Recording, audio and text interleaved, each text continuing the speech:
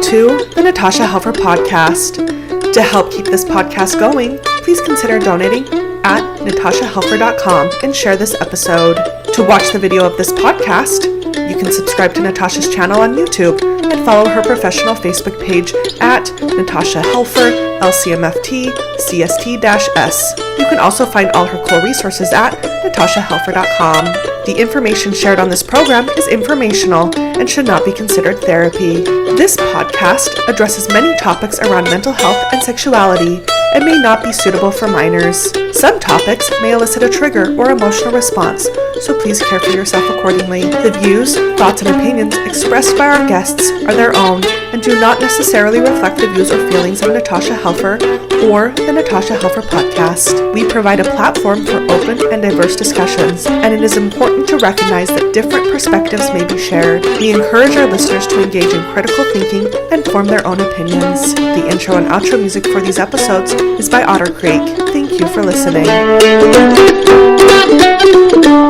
Welcome, everyone, to the Natasha Helfer Podcast, where we go after shame anywhere we can get it and hopefully dismantle it. I'm always like, we go after it and then what? We try to squash it, to flick it, to flog it, whatever. Anyway, I digress. I am so excited to have with me the two NoMos, and they also run a podcast called, can somebody tell me? So I know it's like somebody's walking into a bar. So who's going to tell me the actual name of your podcast? It's the setup to the joke. It's an ExMo and a NeverMo Walk Into a Bar. Okay. The ExMo and the NeverMo Walk Into the Bar.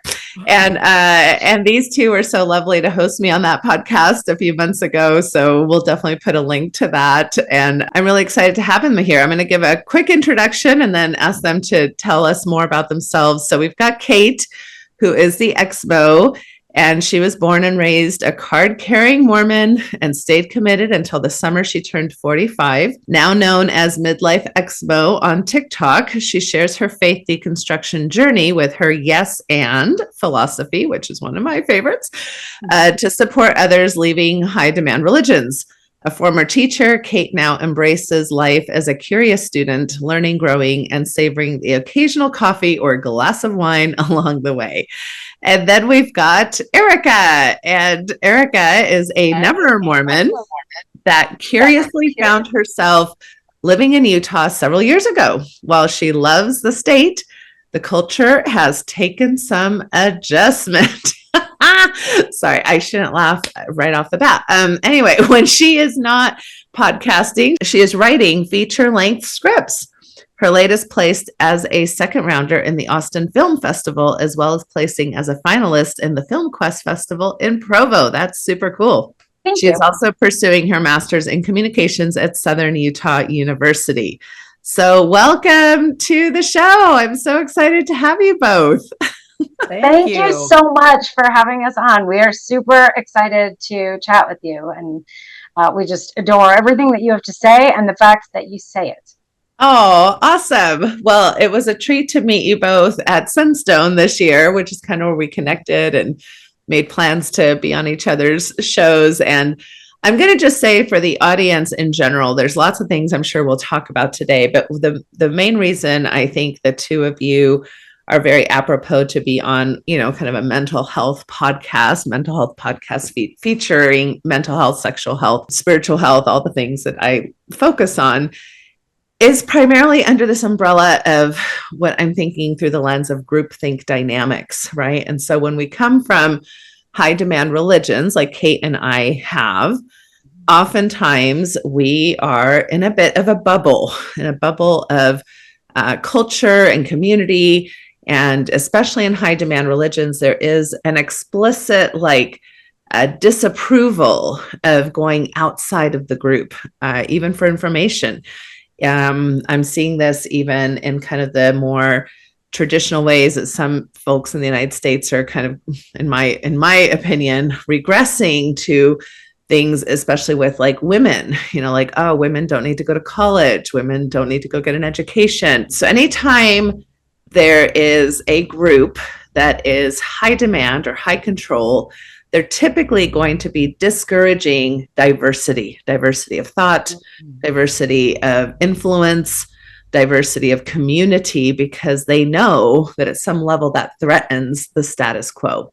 So that's why I think it's so interesting. And what I found myself thinking about a lot when you were interviewing me was the hilarious faces that Erika was making as I was explaining some of the things that for me and Kate seem fairly normal, even if we're now upset about those things or wanting some change. It was our normal. So when Erika tells me something from her LDS past, I'm like, oh yeah, I know, that kind of reaction. Whereas Erika's reaction is like, what the fuck? Like, how is that even a thing? And so, so I just want to say I'm starting off the whole podcast with that kind of lens of, can we really pay attention, whether we are Mormon or post-Mormon or Latter-day Saint or whatever it is that you identify as, are we able to think about what is the reaction of people not from our community, not from our backgrounds, to some of our beliefs, our standards, our behaviors, our patterns as a community, etc. Okay, that's my soapbox. Let me get off it. Tell me a little bit about what you're thinking as I've said all that. And of course, I want you to each introduce yourselves further than I did. I think that what makes our relationship as good as it is, Erika and I, we didn't really know one another very well. We met through my ex-husband, who was working, and Erika was his boss. And when we first met, it was at an event at work, and we looked at each other, and I thought she was a total heathen, and she thought I was a total prude. And we both were true, by the way. Both true. I had a rod way up my ass. And I'm a dirty heathen. And yes, I know. I was like, oh, you're showing your shoulders. What? Yeah. And you don't seem approachable. I'm not going to be able to convert you to the gospel, But then I left the church a little over 2 years ago, and I started a TikTok page, and Erika found me there. And she reached out to me a couple months after I'd started, and she said, hey, I understand that, like, you left your faith, you left your marriage, and I understand that things are kind of rough with, like, losing relationships with people. And she said, like, I think that you remember me, but let's get together. And we got together, and we just clicked immediately. We had so much to talk about. We've just been really good friends, and I think we have a really good dynamic in that it's so validating for me to hear her perspective as this NeverMormon, and what things that I am now realizing, that sounds kind of insane. She's like, that's completely just bonkers. Bananas. She uses the word bananas a lot. Bananas. Bananas and bonkers are my two favorites. Yes. But that's kind of how we connected. We got to know each other, and we started a podcast, just kind of deconstructing faith. But it's always really fun to hear Erika's perspective. A lot of people are a lot like me, just like, oh, thank you. It's so validating to be heard and to be understood from somebody who didn't grow up in the faith. And for me, it's really interesting, and I don't know if validating is the right word, but maybe satisfying, because so when I moved here, we live in a pretty, like, not super Mormon-y area. We live in Daybreak, but I was working in Utah Valley, which is Mormon. And knowing what I know now, I probably I don't know, but it was a really intense experience for me to be dropped into that. And there's also, as you guys probably know, being on both sides of this high demand faith, there's a point, if you are outside of it, when you're talking to somebody, there's a point at which they shut down. And for me, it feels like a meltdown, almost like you're having a normal conversation with somebody, and then you say something and they go, and everything they say after that point doesn't make any sense. You can no longer communicate with them. It's shut down. It's like a wall. And that's all I knew there. So it felt odd, really weird to not be able to communicate. And communication is my thing. That's what I'm getting my degree in. So to have communication totally break down around certain topics like LGBTQ or women or race or whatever, where they just like the cognitive dissonance was too great and they just had to go, no, even if they were good people and wanted to be doing right in the world.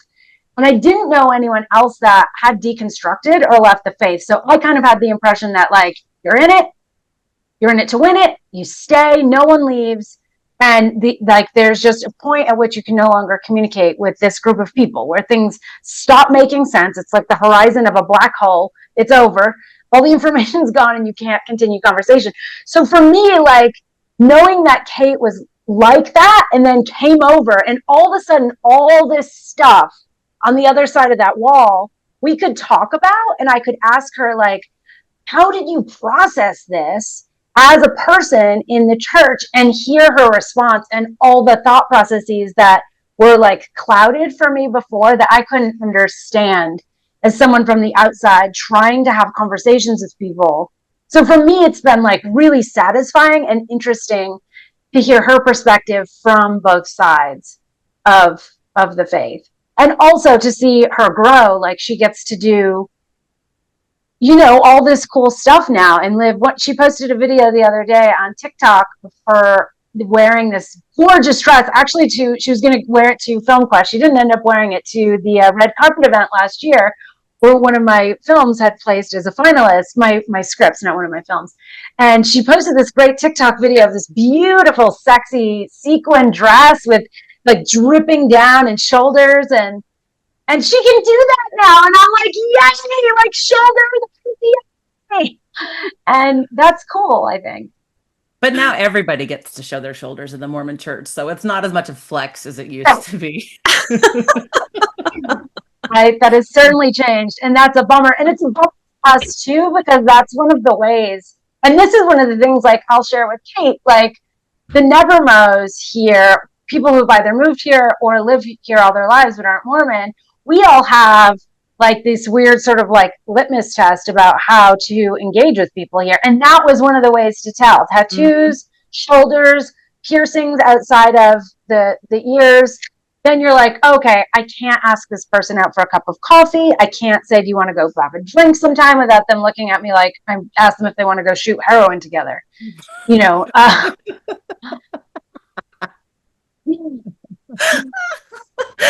Okay, so that is interesting, because there's been a lot of shifts in, I think, Utah culture. Men are wearing beards. Right. LDS folks are getting some ink.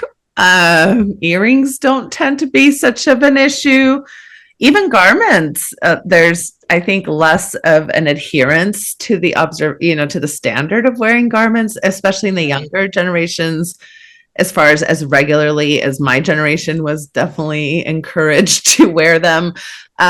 So yeah, it probably is getting a little bit tougher and now, yes, the garments changed as far as allowing for some shoulder exposure, not complete shoulder exposure, of course, but some.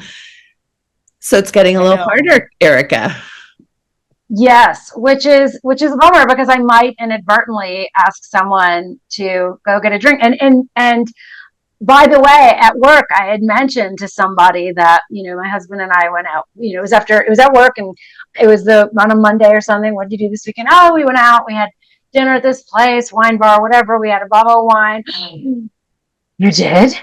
And literally it was like, I had said, yeah, we get together and we just shoot up heroin on the weekends together. It's a lot of fun. Like that was the reaction from this person. It was just sort of like mind blowing that a decent human being that goes to work and functions in daily life might imbibe in an alcoholic beverage, which was wild to me. And for me, it's really satisfying hearing Erika talk about that, because I grew up in Provo, at which point most people say, I'm sorry, after they hear that. And growing up in that community where I was that person, I used to be the one that if Erika and I had met, or someone else, I would have been like, you do that, because I'd been taught to judge people my whole life. I've been taught to look down my nose at them because my moral standards were so much higher than theirs. And especially if they weren't approachable. Like Erika was like, hell no, I'm not joining your church. She just radiated that vibe from the very beginning. And I think Yeah, no, I will say at the place that I worked, almost nobody approached me about becoming Mormon. I think I definitely put off the like, no fucking way vibe, except your husband, Kate. Oh, Yeah, at one point we were having a conversation about something, and he like suddenly was like, "Is this the time? Is this not the?" And he was like, "Well, maybe you should read the Book of Mormon." And I was like, "Oh, no, I should not." And I mean, I would. I've read some of it now for the podcast and just to know certain things, and I'm generally horrified when I read it. When you read it. Okay. Let's go back and talk a little bit about both of your formations. So tell me a little bit. I mean, you didn't grow up Mormon, right, Erika? But did you grow up in some other type of religious culture? And then Erika, can you tell us a little bit about what type of Mormon, right, you were brought up to be? Because there is quite a bit of a spectrum between what I would say are like educated, the book Educated, those types of Mormons versus Sunstone Mormons versus, McConkie Mormons versus, so we are not a monolith necessarily within our faith community either. So why don't you tell us both a little bit about your backgrounds? So I grew up in a very small town. It's a little bit bigger now, but it was very small when I was growing up in Rhode Island, a coastal town called Westerly. Now Taylor Swift has a house there, so it's not quite as small. It's a little bit more well known. But I grew up in the Episcopal faith. So and I left when I was 14. It was a like night and day experience from what Kate has had. It was the Episcopal, I think Robin Williams described it as Catholic light. So it's the same like general ideology. It's Christian, but everything is fine. And especially in my church was super liberal. There were women priests. Masturbation is okay. Sex is okay. Abortion is okay. Homosexuality is okay. Everything's fine. Just believe in Jesus and like be nice to each other. It's kind of it's like almost Unitarian.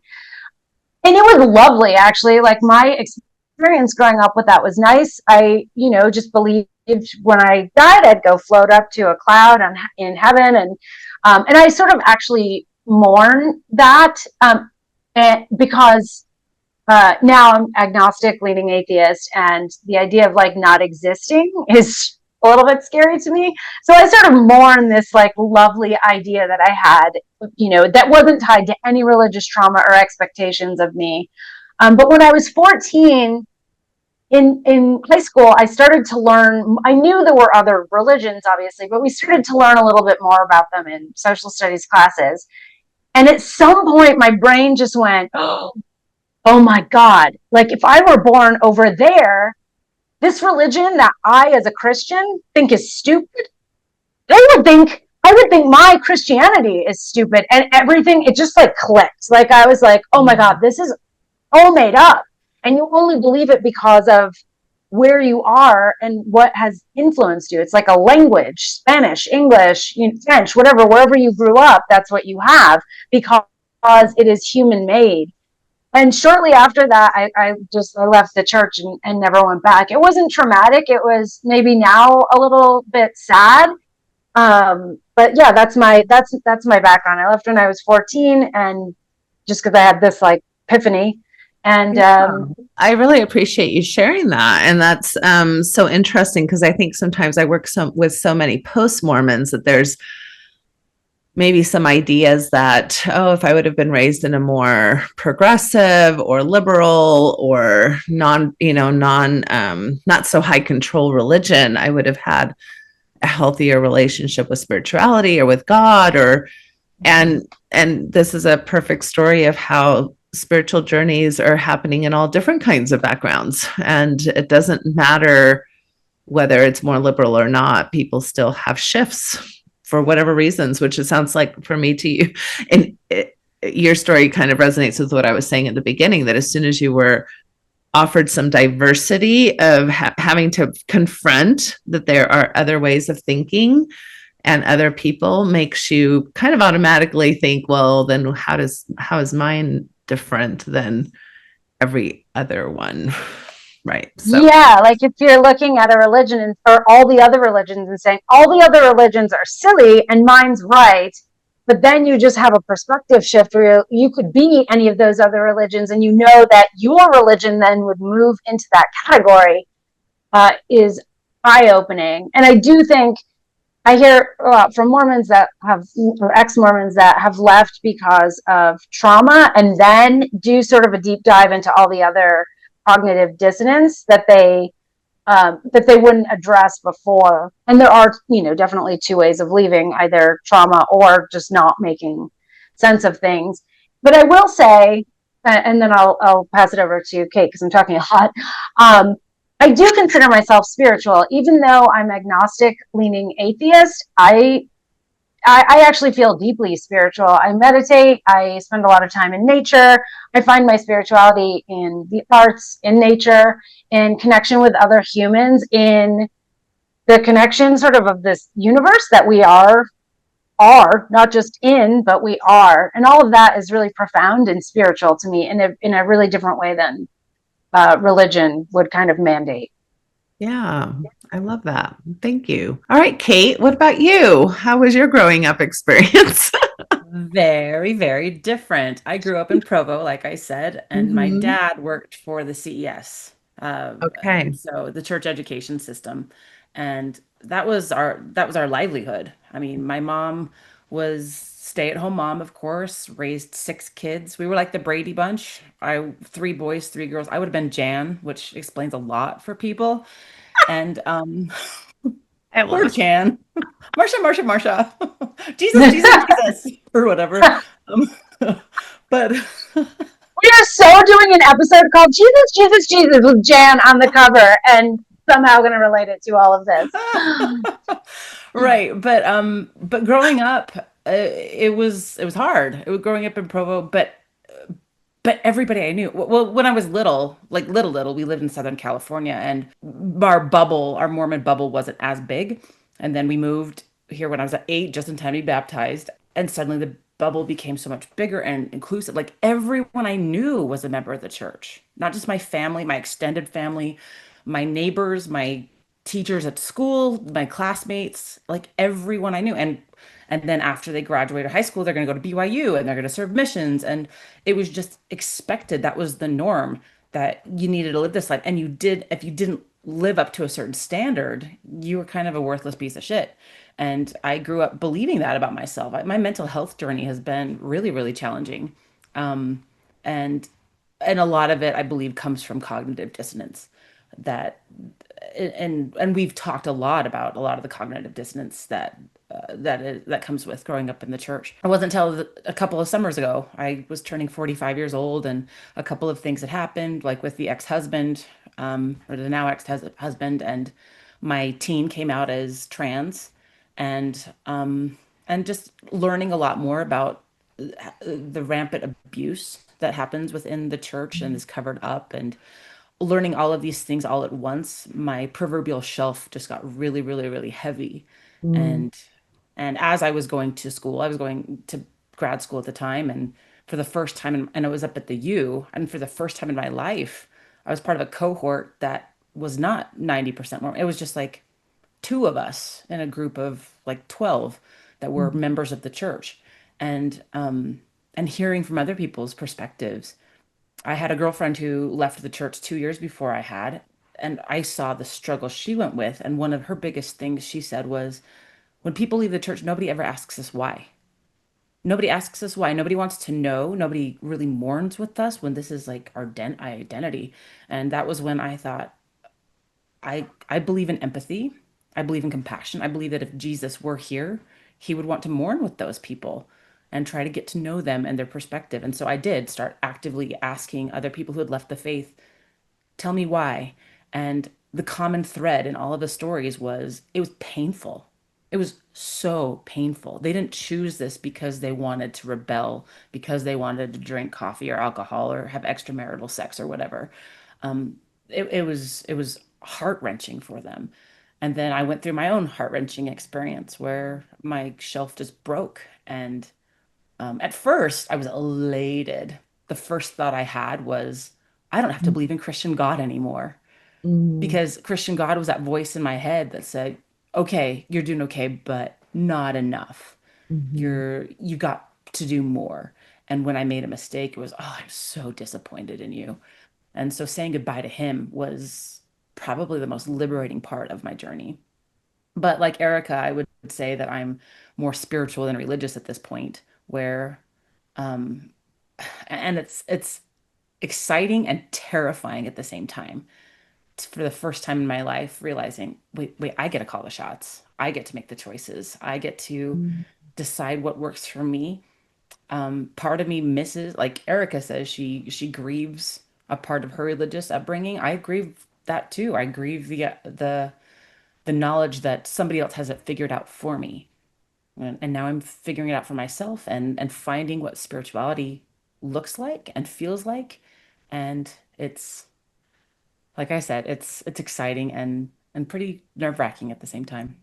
Yeah. Do either one of you want to, you've both mentioned the term cognitive dissonance, and sometimes I just wonder if everybody who's listening understands what that term even means. Do either one of you want to approach explaining that from your perspectives?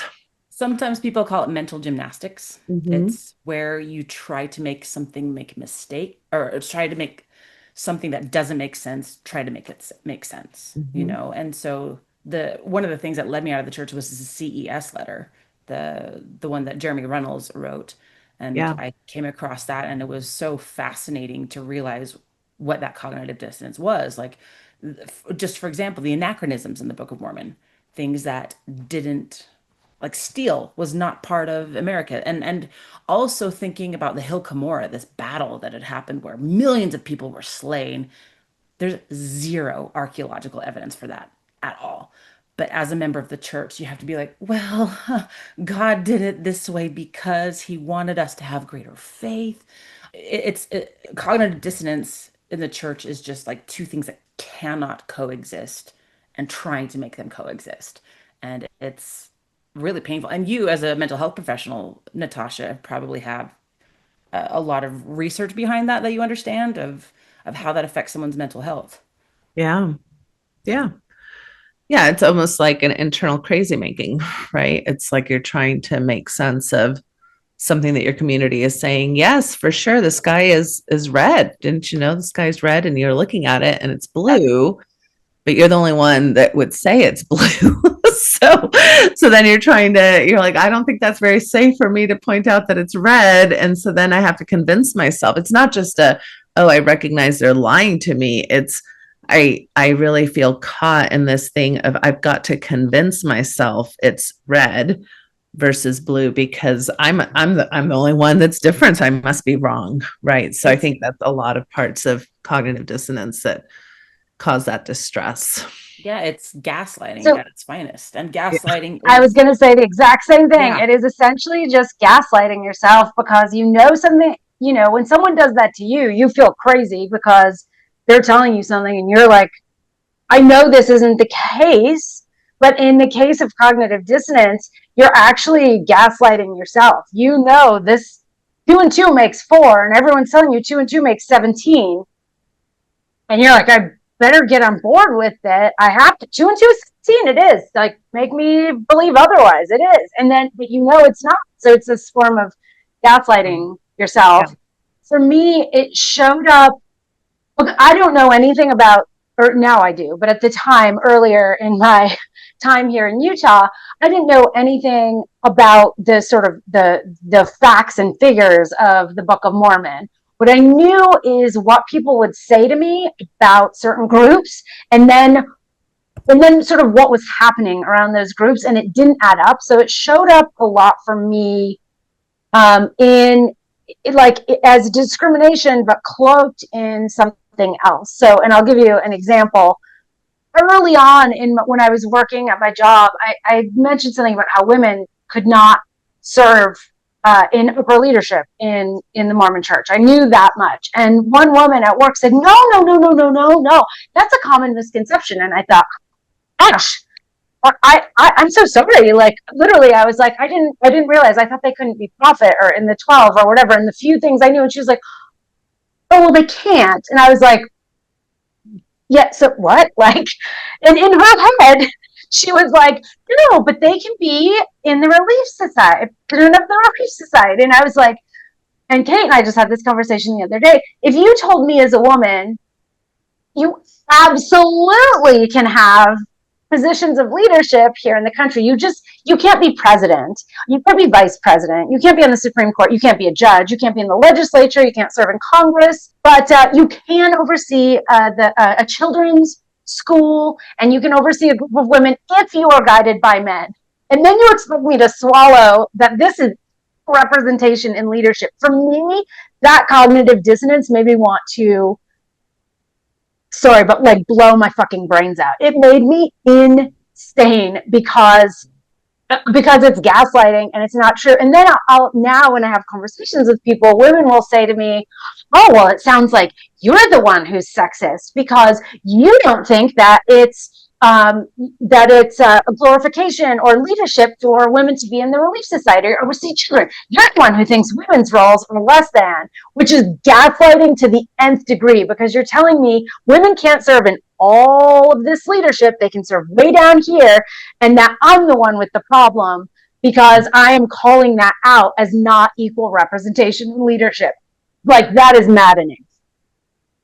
Well, and I want to point out too, I mean, this is so interesting as you're talking to me, all of my mental health kind of brain is being activated. And these are very common traits that we see in domestic violence situations.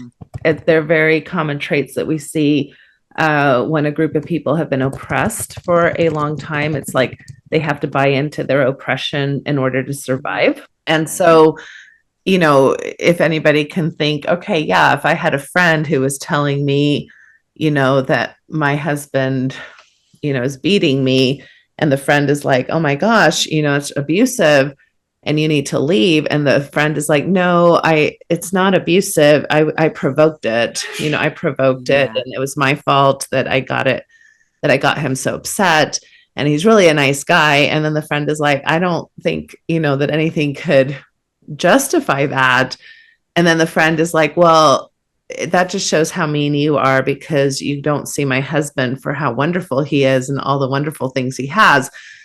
You can start seeing how there's a lot of similarities here with a church, a high control church, in a sense, acting as an abuser and having some of those tactics. And then the people who are victims of that abuse actually like justifying their own abuse, which is, I think, why you want to blow your brains out, which is, I mean, I think that's what you're referring to, is kind of like, how do you even sit with somebody and try to logic them out of that, which is, we know just through your communications major and everything, we know that logic isn't usually the way that we get people to change their minds, which is kind of mind-blowing in of itself, right? You think that it's through logic, but it really is through experience and emotion.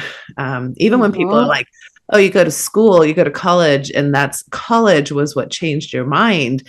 It's like, well, no, because college, well, for me, college, that means, you know, they think that the logical educational piece changed their mind. And I'm like, no, it was the experience of being amongst a lot of other people who then were normalized and that you had new ideas about, that opened up your emotional self to something potentially being different. So I think, right. I mean, I spent a lot of time in education. I was an elementary school teacher for quite a while. And I didn't know what I didn't know what critical thinking was until I was in college. No idea. Because growing up in Provo, and it may have been this way across the country, but my experience is being educated was, all right, here's a bunch of facts and figures, open wide, and consume this, now regurgitate it back. And then when I went to school and the Common Core came out, and parents were up in arms about the Common Core because it wasn't what they're used to of just accepting information and regurgitating information. It was thinking critically about information. And I think, I mean, my education as an educator helped me to develop that skill. I often say, like, when I would teach elementary school, my third graders, for example, we take a topic like, what's better, cats or dogs? And that's just an opinion, right? And so I would say, all right, now we're going to critically analyze this text of why dogs are better than cats. Great. Now we're going to do the text of why cats are better than dogs. Now make an informed essay citing evidence from the text as to why you believe what you believe. When I think of religion, what it's doing, it's saying dogs are better than cats. That's the truth. You need to believe that. And oh, don't read that cats are better than dogs information because that's anti-dog. And every week it's the same thing. It's just we're going to read a passage about why dogs are better than cats, and you need to regurgitate this and submit it, and we're going to do the same thing next week. And that's doesn't allow for any critical thinking whatsoever, nor does it allow a person to make that decision for themselves without shame, without guilt, without being told that they're not good enough to make a decision on their own. And at the same time, the church will say, we're open to Yes. this dialogue, which is the other thing that makes it like, and this is what I mean when you get to a point with someone in a conversation where you're just like, what? Like there was a person on TikTok a while ago that I don't even remember what the video was that I posted, but the gist of it was exactly this: the church discourages an open conversation and reading any anti-Mormon literature or any literature that contradicts anything that the church said. And this person got on and said, "Oh my God!" No, they wouldn't have said, "Oh my God." They said, "Oh my goodness, you don't know what you're talking about. The church is very open and actively encourages us to seek different points of view and blah, blah." And I said, well, I know that that's not the case from speaking with lots of different ex-Mormons, and that they actively discourage any anti-Mormon literature. And they said, well, yeah, that's because it's wrong. And I was like, Mm-hmm. you just said the other thing? You make one, and now you're justifying what that exact in that like weird, crazy loop of reasoning to me is the thing, and very logical. So when someone is just being totally illogical, to be able to adhere to their what they want to believe makes no sense to me and is incredibly frustrating. Yeah, it's making me think. I want to say a few more things, and then I want to go back to some things that you both said. But it's so interesting how the organizational or systemic dynamics that religion functions under is really diametrically opposed to the theoretical dynamics of both science and mental health, right? So I think what's not that science hasn't gotten things wrong. Science has gotten things wrong, but what saves science in the arc of history is that its primary, agenda, the primary agenda of science is that we're going to test theories and see if they're true, right? And so now bias gets in the way, and of course, history gets in the way, and even access to certain tools get in the way. All of that has improved over time.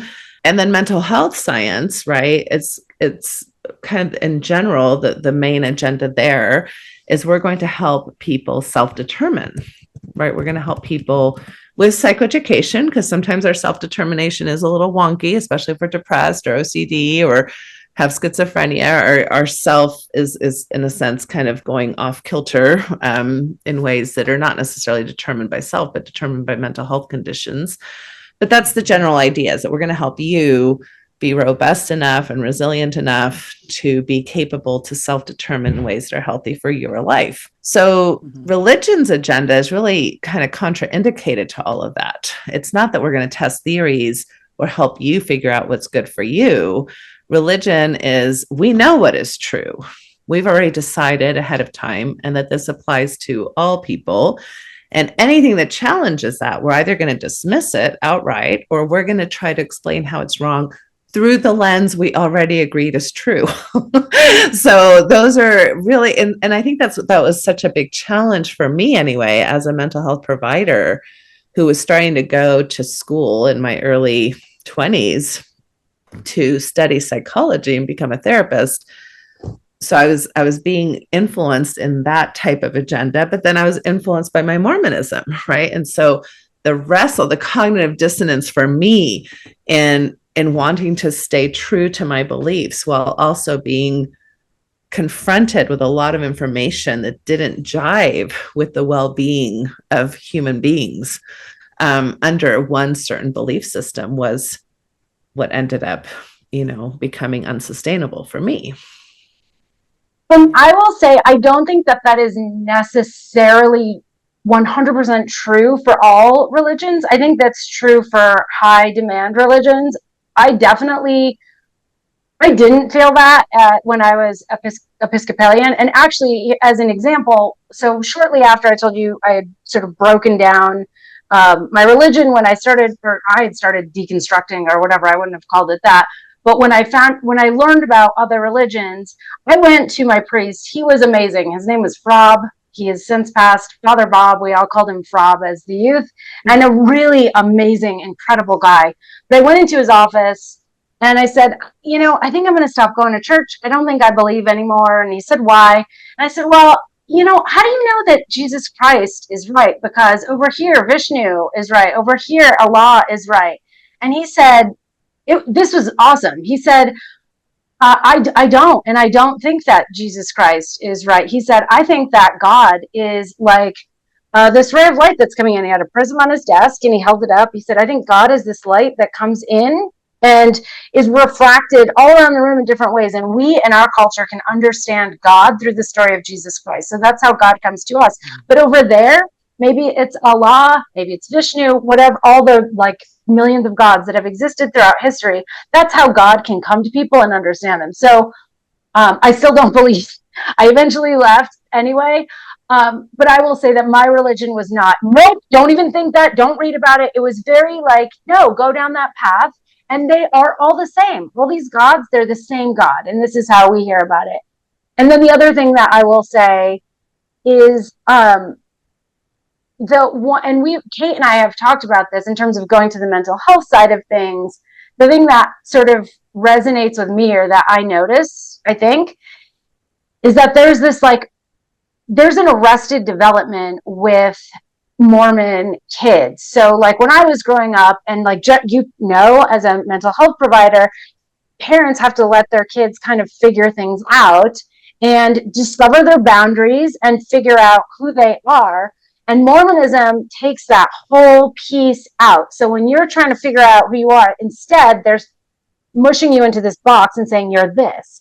And all these questions and normal development for kids in figuring out boundaries and how to ask questions and how to engage with the world and what's right for them is mushed.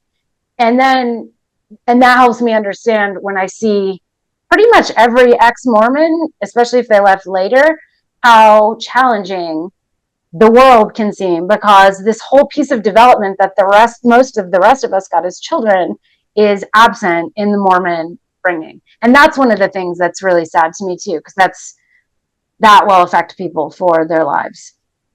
Which is kind of what I'm going through right now. I'm living in my 20s while in my 40s, and getting to explore and figure things out for myself, which I wish I had that opportunity. I mean, it doesn't no good to go back, woulda, coulda, shouldas, or anything like that. But it's kind of detrimental to a person's health where they're I could be more established in my life right now, but right now I'm wondering God, let's try alcohol, let's try coffee, let's try partying, let's try going to bars and the different things which would have happened had things not been arrested, like Erika said. Mm-hmm, mm-hmm. Yeah, and I'm thinking, I'll push back just a little bit, Erika, in the sense of I still think that religion's agenda is a certain level of truth, right? And even so, what I love about did you call him a pastor, or what was his? He was priest, Father Bob. He was a priest. Okay. So what I love about your priest is that in that agenda, there was tons of flexibility, right? Mm-hmm. And that's, I think, the main difference between a high demand religion and a lower demand religion. But the agenda is still God, right? He's still trying to tell you what God is according to a flexible lens, right? And so I think that's just a different agenda. And I'm not saying agendas are bad. I'm not saying, having a spiritual agenda or even a God-centric agenda is necessarily bad.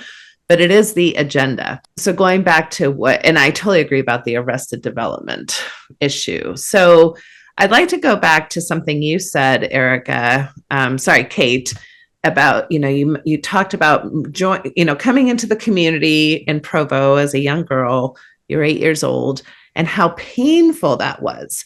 And I'd really like to kind of dive into that a little bit, because I think a lot of people would think, but you're in a community where you're surrounded by your own types of people, and you have a lot of support, and you have a lot of structure, and you have a lot of folks who kind of speak the same language. Why would that be painful? So I'd like to give you an opportunity to talk about what was painful about that.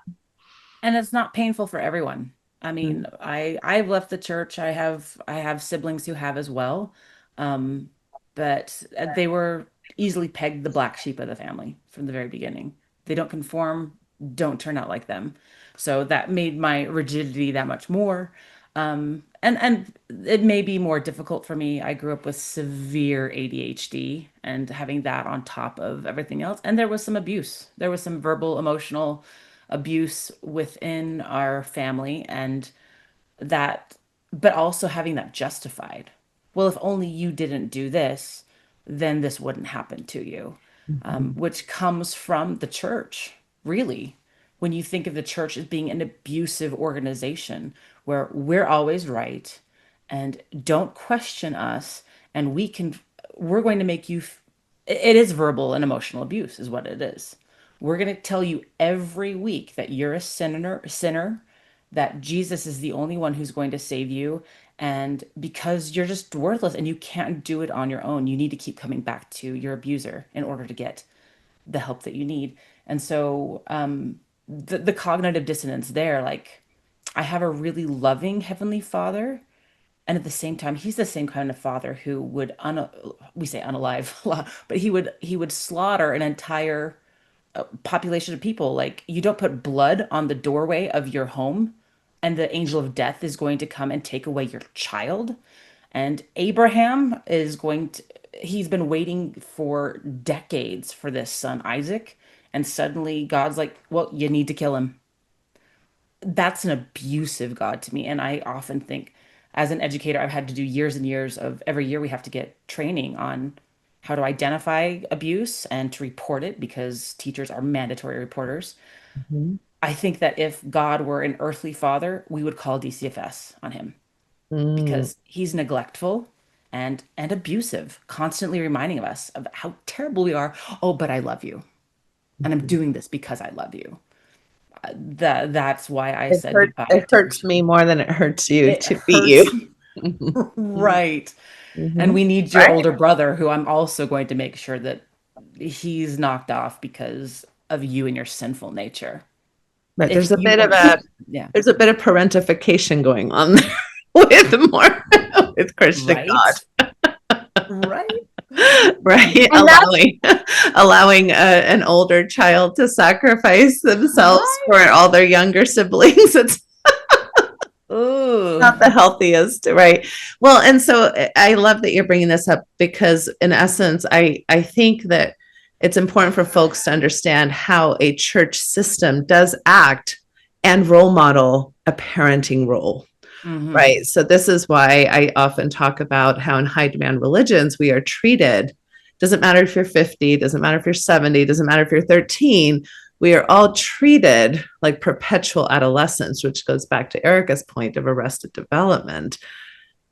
So yeah, it's problematic when you start looking at it from the lens of how do we do life out here and what's expected from us, and yet how do we do life at church, and how we internalize very different messages. And one of the things that always sort of rankles me, or maybe rankle isn't the right word, maybe disturbs me, is that abuse. So this parental role that the church has. And then like if I were at work and there was a woman that I knew who was like obviously being abused by her spouse and was coming in with bruises or stories of emotional and psychological abuse, it would be so hard for me not to say, hey, as your friend, can I just talk, or a colleague even, can I just talk to you about, like, you seem distraught, like, you know, there would be that. And that was one of the other things where I say, like, communication would always break down, looking at everybody and hearing and understanding that this form of abuse is happening, and then just having to be like, you know, every day when you walk in, for me is really weird. And one of the, you know, when I create any content on social media around this, there are always people who are within the church who will come in and sort of scream, you know, you're just a hater, you're trying to tear this down. And my response is always, I will always hate and try to tear down abuse, coercion, and manipulation. Mm-hmm. And that's my response back. But that's again, like, one of the really frustrating things was being in this place where everyone was of this mindset and understanding what was happening, and just having to sit back and be like, well, yeah, that's a really interesting thing. So let me wrap up some thoughts that I think I heard from Kate, and then I want to come back to this. So it sounds to me like you're saying, well, it was painful because there was high expectations. There wasn't necessarily an accommodation for understanding people with mental health concerns. Like, if you're a kid growing up with ADHD, you're still expected to have all the standards of what it means to be a successful child or teen in the church, which is quite high functioning. And, you know, and also, like, not just high functioning, but what would I say, like, goal aspiring, right? Like good grades and, you know, correct amounts of reading. And, you know, if you've got a kid who's got ADHD, you know, it's hard for them to sit still and read scriptures, for example, or some of these things. And so then you're getting a download from a pretty early age that there's something not quite worthy enough, good enough to make sure that you're meeting the expectations. And then you're seeing on top of it other siblings of yours not making the mark and getting punished or being seen as less than. And so then you're measuring yourself against all of that on a regular basis. Is that tapping into the pain that you're referring to? Yeah, very accurate. Very accurate. And most families need a scapegoat, and that was kind of me. And reading, I'm reading a lot about ADHD and as an adult and how to manage that. But they talk about how it's not uncommon for people with ADHD to deal with depression and anxiety because of those expectations, but it's exacerbated by this church. With the standards are so high, where you're not just a Mormon on Sundays, you are a Mormon and you're 7 days a week, and you're striving for perfection because of the scripture, you know, be therefore perfect, even as your father, you know. It's that perfectionism, but also not having the structure and the ability to reach said perfection has been tough. I think it's also painful for parents, and the church sets up the parents for failure as well. So I have a lot of compassion for and empathy for my own parents because of experiences that I've had. I said I have a child who came out as transgender a few years back and decided to leave the church as a teenager. And I didn't do enough. We didn't read enough, our scriptures enough. We didn't have enough family home evening. I didn't pray enough. Oh, it's all my fault. And so it's a lose-lose situation in a situation like this. The kids feel like they're disappointing their parents and God. The parents feel like they're disappointing God. Everybody disappoints everyone else. And it's heart-wrenching. That is painful. Yeah. So I'd like to close up our time with talking about this dilemma that I think Erika is bringing up, which is there's different values. And this is where I have cognitive dissonance. I don't think cognitive dissonance, by the way, is always bad. I think that cognitive dissonance can be really healthy. Like, for example, most of us think our parents are perfect. And by the age of 9 or 10, we're starting to have some cognitive dissonance about our parents. Maybe are not all that we thought they were cracked up to be. And that's a normal developmental, kind of awakening that is healthy for us, right? And so where I am really struggling, and I have for the majority of my careers on this side of things, I think most of us especially if we're American, values something along the lines of religious freedom, right? That everybody has the right to their belief systems and to think about things the way they're going to think about them. And yet over here, on this other side is, do we have a right to abuse other people, right? And to harm others? And so then you've got this interesting juxtaposition between, well, there's a mother who has a right to her belief system, and yet her belief system is actually causing harm, emotional and even abusive harm to her child as she indoctrinates that child. Whose beliefs or whose rights are more important, right? So I'm thinking of, it can be anything from, people in Warren Jeff's situation, or congregation where they're marrying off younger folks, which again, many of us would be like, oh, that's horrific. It's so easy to see these things when it's not your own community, right? Or it's not your own belief system. And so you're like, yes, they shouldn't have the right to enforce those things on minors who do not have consent. And yet we're all doing it psychologically, like big time in the LDS church, as well as many other religious, organizations. And it's actually, you're raising an LGBTQ child in a non-affirming home. You are, making both financial and educational choices for your children that limit their ability to be of the world, be successful with their peers.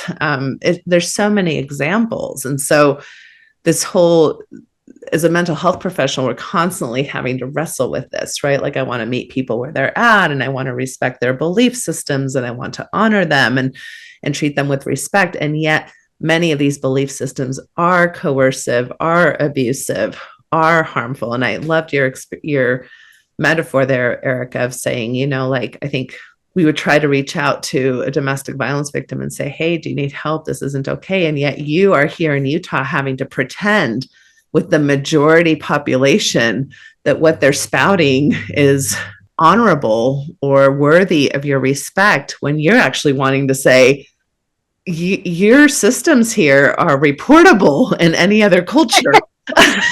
So yeah, I don't know what your final thoughts are about what I'm bringing up. This is very complex.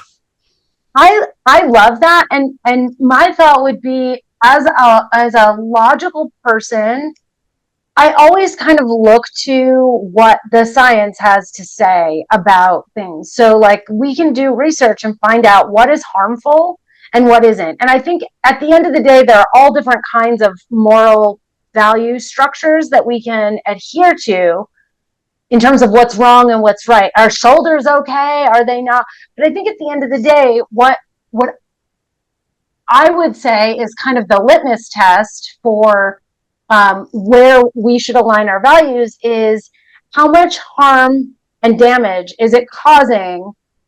How much unnecessary harm and damage is it causing? Because there can be harm from variable things. But like, if you look to the case of, for instance, like with trans folks, when they aren't able, there's a whole argument around that. Like, when can they access gender affirming care? When can't they? Most of the science indicates that when people aren't able to access gender affirming care, it damages them. They're more likely to self-harm or unalive themselves. So there's the science. It's really simple. If you want to do good in the world, we should work to help people to not want to unalive themselves and to not want to harm themselves. So it all like comes down to that for me. And a lot of what the church is doing is actively harming people, even when they put on the sheen and the smile and this uncomfortable sort of saccharine happiness. The harm is there, and that is what is kind of like what is disturbing to me. Erika, what about your thoughts about this dilemma of respecting people's beliefs when their beliefs are shit? I think I've reached this stage in this faith deconstruction that it's important to just respect a person's right to choose for themselves.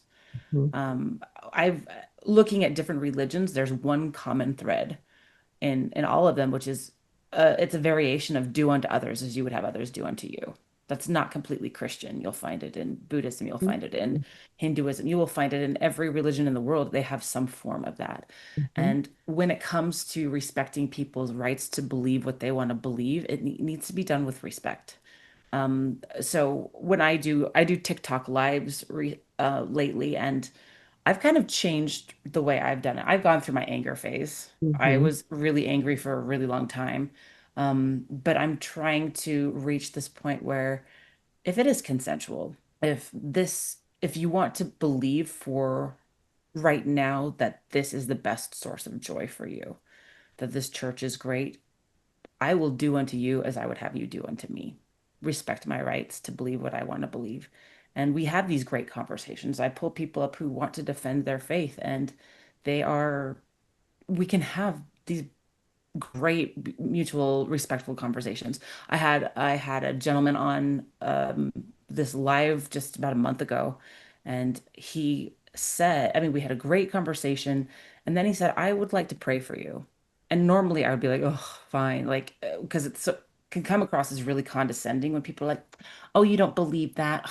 You bless your heart. I'm gonna pray for you. No, he was like, I really genuinely believe it brought me to tears knowing that his belief was he was using that as a way to try to bless me the best way that he knew how. And it was beautiful. I also recognize that having been a Mormon myself, that had come to me and said, like, your faith is wrong, I would double down. Because nobody likes to be told they're wrong. Nobody Right. likes that. That's a conclusion they need to come up to themselves. So at this stage, my philosophy is you believe what you want to believe as long as you are not actively hurting someone else. And maybe I can even take out the word actively. As long as you're not hurting someone else and it is consensual, you believe what you want to believe. And I will just hope that when you get to a place where you realize that your beliefs want to change, I will be here to love and support you through that. Because that's what I really think that Jesus would have done if Jesus existed. We don't know. But the teachings of Jesus would say, like, yeah, let me just be here to support you however I can. Yeah. So I'm just gonna like sit here and think about all this and just respond to many things. So on the one hand, I would say I totally agree with you. And it's what I'm called to do as a mental health counselor. I'm not called to try to change people's beliefs. I'm not Right. called to, I'm trying to, sit with folks with all types of different backgrounds and belief systems and help them attain, again, self-determination and what's going to be healthy for your system. At the same time, I notice myself as soon as you say, well, as long as you're not harming and as long as there's consent, Right. and I just don't think that exists in religious systems. I don't think that you can. None of us, I mean, you and I, Kate, we did not consent to Mormonism.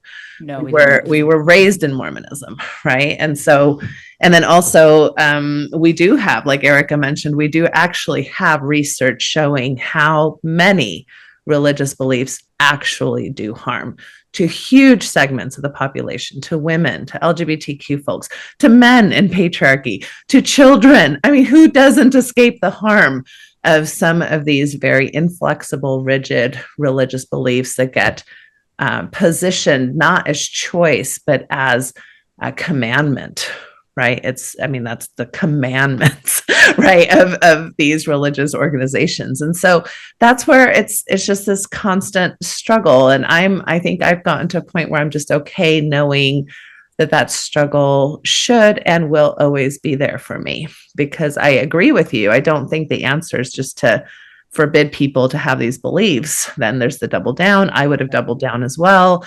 I was definitely one of those women, Erika, that would have given you all the ways that I was very empowered by my LDS church. And in some ways I was offered leadership positions. I was offered public speaking opportunities. I was offered even leadership development skills, in groups of other women where we had to negotiate and come up with budgets. And, so there were there some aspects of that benefited me for sure. And yet I was deeply harmed in ways that I could not conceptualize for myself until there was a shift, right? And And part of that shift was people saying, hey, this is wrong. And even though I would bump up against it, you bump up against that long enough that you're maybe more willing to consider something. And part of that shift was listening to other people's experiences and, understanding things from research perspective. So it does take a lot. It takes a lot to change a mind, right? It takes a lot to change a mind. And I think this is the inherent dilemma of human beings, is that even if we talk about groupthink, there is no getting away from groupthink. We are all parts of groups. We are group animals, right? Pack animals. And so even now I kind of try to keep a steady dose of some humility, because I'm like, I think I'm right, but I'm maybe not right completely, right? Because I'm still, even if I'm part of a more progressive group, I'm still part of a group. And, what am I still missing? What am I having blind spots on? And so I guess that's my hope and invitation to anyone who's listening, is that these are, Erika and Kate working together is a really nice invitation to how we might look through something given the lens we were given, at birth. And then how do those lenses change over time? So what are your final thoughts about groupthink? What your goals are on the podcast? What final messages you'd like to give? I'd like to have you have your final word. Do you want to go, Erika? You can go first. Final word is, yes, I wholeheartedly agree with you, Natasha. I don't think there's a way for us to avoid groupthink. But I do believe in providing space for people to experience what they experience.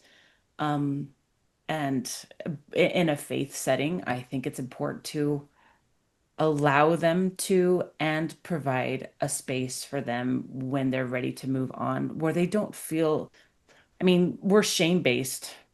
Shame gets to everyone. Everybody experiences shame. And I think that's why it's so hard for us to admit that when we're wrong, is we don't want to be ashamed in the eyes of other people. However, if we, on the other side, can create a space where we say, you know what, been there too. I understand what it's like.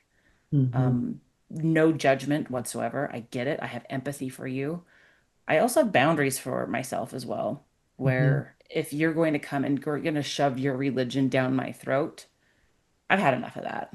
I know what you believe. I don't need to hear it. So my boundary is, well, thank you for believing as passionately as you do. I'm not interested. And here's a consequence. I'm going to remove myself from the conversation, remove myself from the situation. But at the same time, just be a good person. And that's kind of what we're trying to model here, is we can be good people without having some kind of religious moral compass, as it were. We can be kind, we can be compassionate, but we're also boundaried, which you never learn in religion. I had to learn that outside. Right. Yeah. So just final thoughts is, we're here to support people wherever they are in their journey, as long as it doesn't harm us or anyone else. Okay. Thank you, Kate. Erika. Yeah, I guess my perspective is different, obviously, from Kate's, because we have different backgrounds, and it isn't necessarily that you can have a moral compass outside of religion. I would actually argue you're more likely to have a moral compass outside of religion. What guides me, or what I try to be guided by, is empathy and boundaries, as Kate is. I love that that model, the very clear model of empathy and boundaries. I try to be guided by that.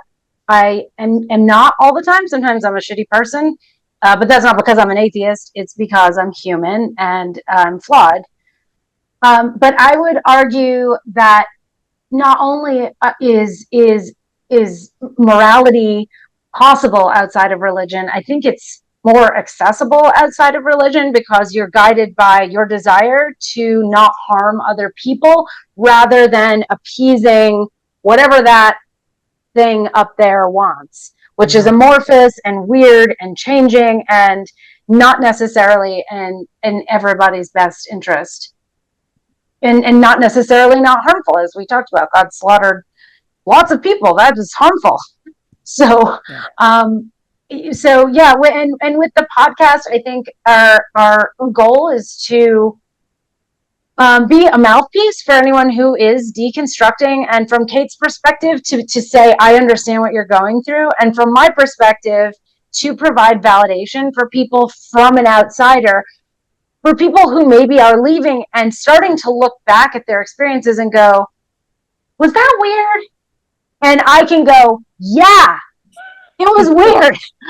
And there's a different kind of validation when it comes from, Kate can provide that from someone who's been on both sides, and I can provide that from an external perspective looking in, which is just an added layer, a different layer of validation, I hope.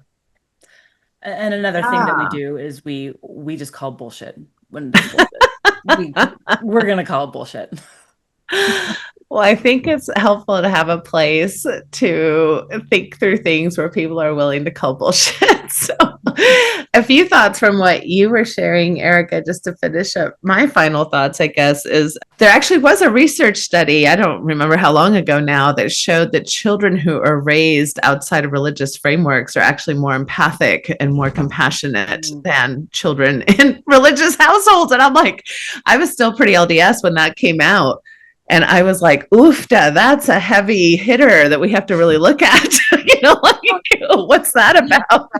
Yeah. So, and which leads me then to the idea that, and I call it hiding behind God's hemskirts, right? It's kind of this, if I can blame God for why I discriminate against women or gay people or Black and brown people, I don't have to do my own work. That's easy. That's a bypassing of my own morality, right? And my own moral conscious development. I don't even have to do that work, because I can just say, well, I don't want to be a misogynistic bigot, but God told me that I have to be. So it's like, I'm like, oh my gosh, that's actually the opposite of spiritual development, right? That's spiritual bypassing and really kind of infantile type of behavior, unfortunately. And I agree with you too, that when you're talking that your role here, Erika, is kind of to say, oh my gosh, this is kind of wonkadoodle. I remember one of my providers telling me about being in a class, right, a mental health graduate course, and talking about purity culture in particular, and how she was monitored at dances, church dances, and she had to go home one time to change a certain item of clothing. And she was sharing the story because she knew it was problematic, right? So she was giving an example. But she said, but the minute I saw the horrified looks of my cohort, she goes, it landed differently. Like, I already knew that this was problematic in my culture, but when I had to get the reaction, and this is why I think sometimes, like Erika and I would not be able, Kate and I would not be able to offer each other the horrified looks. We would be able to offer each other the compassion. Oh yeah, me too. Oh, that was so hard. And can you believe it? We might even share anger together, and but Erika can offer us the look of aghastness and astoundedness. What the fuckness? Right, that comes from somebody who has not lived that experience. That then, like Kate and I, we can offer each other a lot of empathy and healing, but that lands differently. It's like, oh wow, we really were, like this was bad.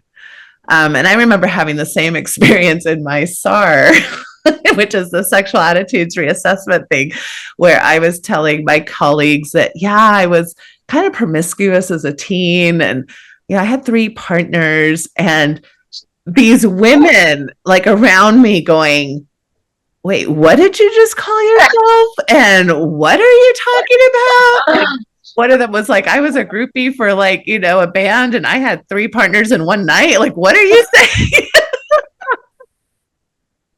And it was that moment that I was like, it landed differently because I could have talked with a bunch of post-Mormon women about how we were sexually shamed. But these other women who are like, what in the fuck are you talking about?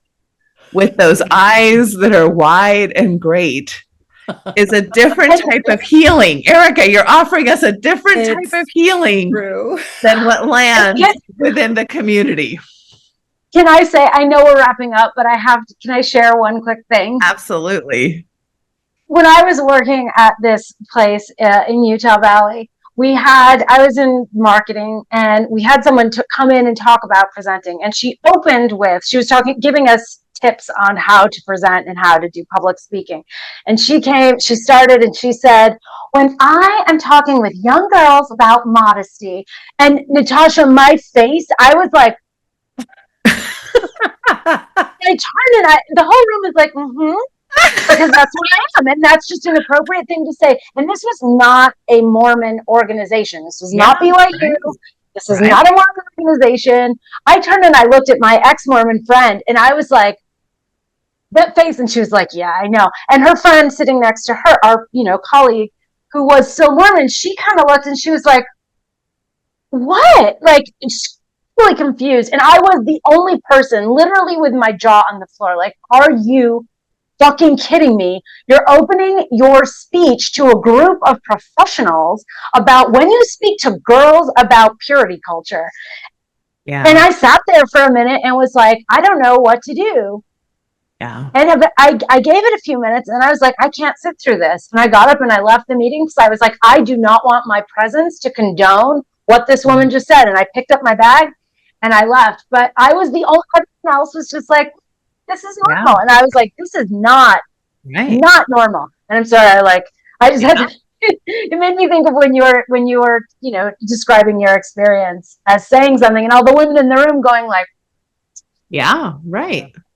And I think Erika, Kate, you might agree with me that sometimes in post-Mormonism, we do continue to put up with a lot of this kind of stuff that we know is harmful, but we're like, well, what are we going to do? Or it's just part of the culture, especially here in Utah. It's like, well, what am I going to make a complaint to corporate, or, but these are complaints that I hear all the time, that inability to understand when you're a majority culture, that you need to have boundaries around your religious beliefs, and not let it leak into the government or the school systems or the corporate meetings, which of course we have all those issues here in Utah. And we had all those issues in Kansas, right? Not from a Mormon lens, but from an evangelical lens, right? And we have all those issues in Georgia with the Southern Baptists, right? And so these groups of individuals that take these religious liberties, and really, because they can't separate that their religion is actually separate from those other aspects of their lives, because their religion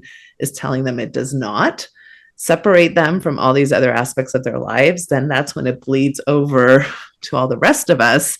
And that's why I go back to your comments, Kate, about consent. I'm like, there is no consent. There was no consent in that meeting for you, Erika, to say, yes, I consent to a professional presentation that's going to be interwoven with Mormon doctrine. Yes, I consent to that. Right. Exactly. All right. Well, it's always a pleasure to talk to the two of you. So much fun. I wish you lots of success with your TikToks and your podcast, and we'll link to all of that on these threads. If anybody wants to reach out to you, or if you can give handles, do you want to just offer that here at the end as far as how to contact either one of you? Yeah, we're two NoMos. We're found on Facebook and Instagram. We have a website, twonomos.com. It's TWO. We don't use the number 2. And because that's what we are. Erika, did you want to say anything else? Yeah, and then we're both on TikTok. She is Midlife ExMo, and I'm Americana, IMERIKANA. So yeah, you can find us in all those places. And Two NoMos is TWONOMOS. There you go. Like Two No Mormons, Two NoMos. Yes. Okay. And then the podcast name again is an ExMo and a NeverMo Walk Into a Bar. Walk into a bar. That's right. All right. Well, thank you so much for this discussion. It was lovely to have it. And hopefully we've given people things to think about in regards to groupthink, cognitive dissonance, consent, developmental stages, all the things. So take care. Thank you so much. All right. Thank you so much for having us. Bye-bye. Bye. Thank you for listening to the Natasha Helfer Podcast. To help keep this podcast going, please consider donating at natashahelfer.com and share this episode. To watch the video of this podcast, you can subscribe to Natasha's channel on YouTube and follow her professional Facebook page at Natasha Helfer, LCMFT, CST-S. You can also find all her cool resources at natashahelfer.com. The information shared on this program is informational and should not be considered therapy. This podcast addresses many topics around mental health and sexuality and may not be suitable for minors. Some topics may elicit a trigger or emotional response, so please care for yourself accordingly. The views, thoughts, and opinions expressed by our guests are their own and do not necessarily reflect the views or feelings of Natasha Helfer or the Natasha Helfer Podcast. We provide a platform for open and diverse discussions, and it is important to recognize that different perspectives may be shared. We encourage our listeners to engage in critical thinking and form their own opinions. The intro and outro music for these episodes is by Otter Creek. Thank you for listening. There is a place where time slows to nature's pace, and there is space there to find yourself in her embrace. Some places should be left alone. Now tishki say the so we can always go to the homeland of the heart.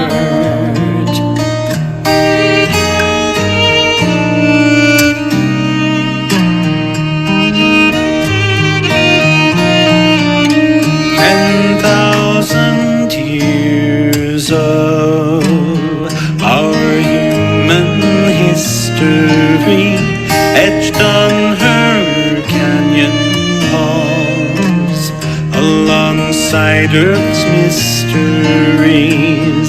Some places should be left alone. Now tishki shade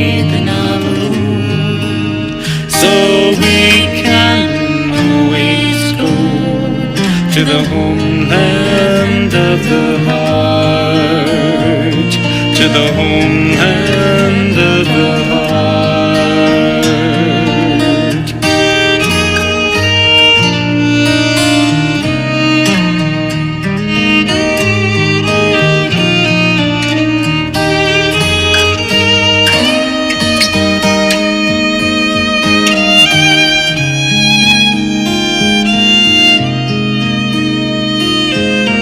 Deep in our cities, we sleep without her stars, yet still her presence sustains us from afar. Some places should be left alone. Now tishki shade we can always go to the homeland of the heart, to the homeland of the heart, to the homeland